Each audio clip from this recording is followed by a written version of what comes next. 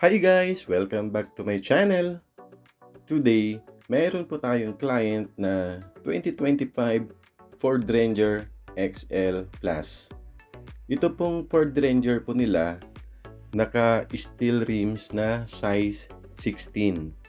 Tapos yung stock na gulong po nito, medyo makitid po siya. Tapos, maliit. Ang size po niya, 255/70 R16. Ngayon, ang gusto po ni client, palitan na po agad ng bagong mags na size 17.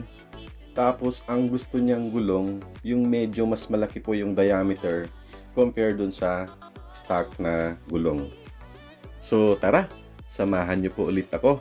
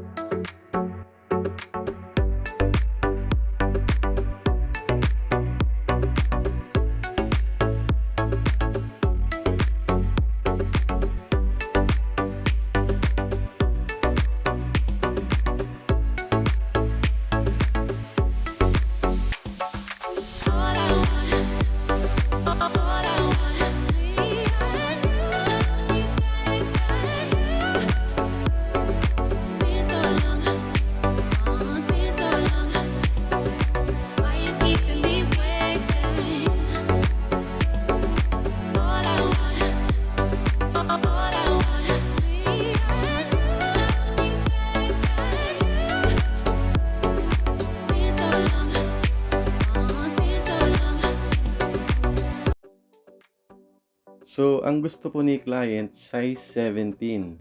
So, ito po yung mga size 17 natin na mga mags. Meron po tayo dito mga Black Mamba wheels. Meron din tayo dito na mga Black Rhino wheels. Tapos, ito pong mga VLF Flowform wheels. Dahil naglagay na si client ng slim fender dito po sa Ford Ranger XL Plus, ngayon, ang gusto ni client, habulin yung fender. Gusto niya, pumantay siya doon sa fender. So, ang kailangan, maglalagay tayo dito ng positive offset, pero yung mababa lang. So, ang ilalagay po natin yung mga offset +1. So, ang nirecommend ko na brand, yung Fuel off-road wheels. So, ang nagustuhan po niya, ito pong Fuel Covert na size 17. Ang finish nito, matte black. Tapos, ito naman po yung gulong na gagamitin natin. Ang gusto po ni client, ito pong Raider na RT. Ang size nito, 265/70 R17.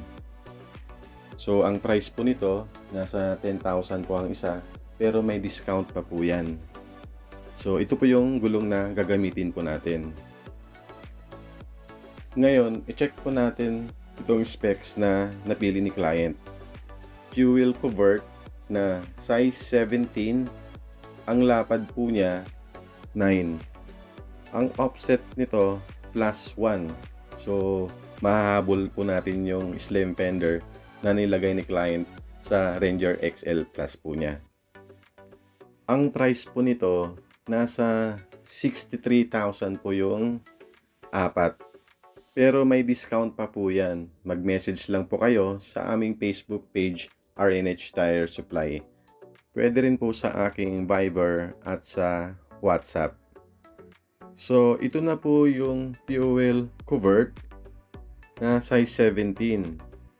So, sigurado babagay po yung mags and tires dun po sa pick-up po nila. So, ito po, imamount na po natin yung Raider tires dito po sa fuel mags. So, ayan po, na-mount na po natin. So, lalagyan na lang natin ng hangin. Ang ilalagay po natin, 32 PSI, harap at likod. Tapos, wheel balancing din po para pagdating sa high speed, wala po siyang wiggle or vibration. ito po, tatanggalin na po natin yung mga stock na gulong nito. Itong size ng stock nito, 255/70 R16. Ang overall outer diameter po niya, nasa 30.1 inches. Ngayon, yung ilalagay po natin na 265/70 R17, ang overall outer diameter po niya, nasa 31.6 inches. So, mas malaki po yung ilalagay natin compare dun sa stock. So, kung makikita nyo yung stock tires, so napaka-kitted at maliit. So, mas malaki yung ilalagay po natin. Ayan po yung difference po nila. Ngayon, bago natin ikabit yung mga gulong, dito po sa may bandang mudguard, dyan po, hindi na po siya sasayad dahil naka 265/70 R17 lang po tayo. Pero, dito sa may bandang bumper, itong fender liner, medyo dumidikit po yung gulong po dyan. So, i-adjust po natin yan. So, ngayon, kakabit na po natin yung mga gulong.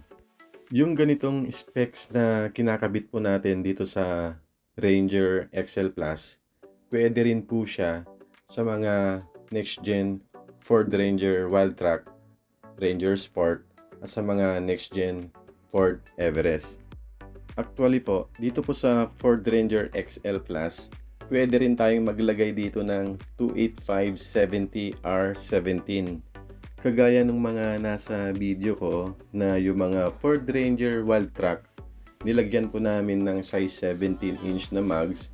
Tapos, ang nilagay po namin gulong, 285/70 R17. Kailangan lang pong i-adjust yung mudguard at yung fender liner para hindi po siya sumayad. So, tapos na po yung installation po natin ng gulong. So, ngayon, i-check po natin kung saan sumasayad yung gulong. So, dito po sa may bandang mudguard, gaya ng sinabi ko kanina, hindi na po sasayad yung gulong po dyan. Pero dito po sa may bandang bumper, yung gulong po natin, medyo nakadikit po siya dun sa fender liner. So, kailangan po natin i-adjust po yan. So, mabilis lang naman po yung adjustment po dyan. So, saglit lang po yan. So, ito po. Tapos na po yung adjustment po natin sa fender liner. So, ngayon, i-check natin kung sumasayad pa po yung gulong. So, kanina, nakadikit po yung gulong dun sa fender liner. Ngayon, malaki na po yung clearance. So, safe na po yan. Dahil offset +1 po yung nilagay po natin, so halos pantay po siya dun sa fender. Actually, lumabas lang siya ng kunting-kunti lang po. So, ito na po yung 2025 Ford Ranger XL Plus. So, yung nilagay po nating fuel covert at radar tires na RT. So, bumagay po yung Max N tires dun sa pickup. Ayan po. Bumagay din yung radar tires dito sa fuel covert. So, machong-macho po siya. Ngayon, kung gagamitin po nyo yung stock na steel rims po nito na size 16, pwede rin tayo dito maglagay ng 265/75 R16. Same diameter po yan. Dito po sa nilagay po natin na 265/70 R17. Pag gagamit po tayo ng ibang size na mga mags dito po sa Ranger XL Plus, pag size 18 po, ang ilalagay po natin na gulong po dyan, 275/65 R18. Pag size 20 naman po, pwede tayong maglagay po dyan ng 275/55 R20. Kung mayroon kayong mga katanungan, mga inquiries, pwede nyong i-comment po dito sa baba or i-message po kami sa aming Facebook page, RNH Tire Supply. Pwede rin po sa aking Viber at sa WhatsApp. So hanggang dito na lang po ang video na to. Kung nagustuhan mo ang video na to, please like and subscribe. See you on my next vlog. Bye!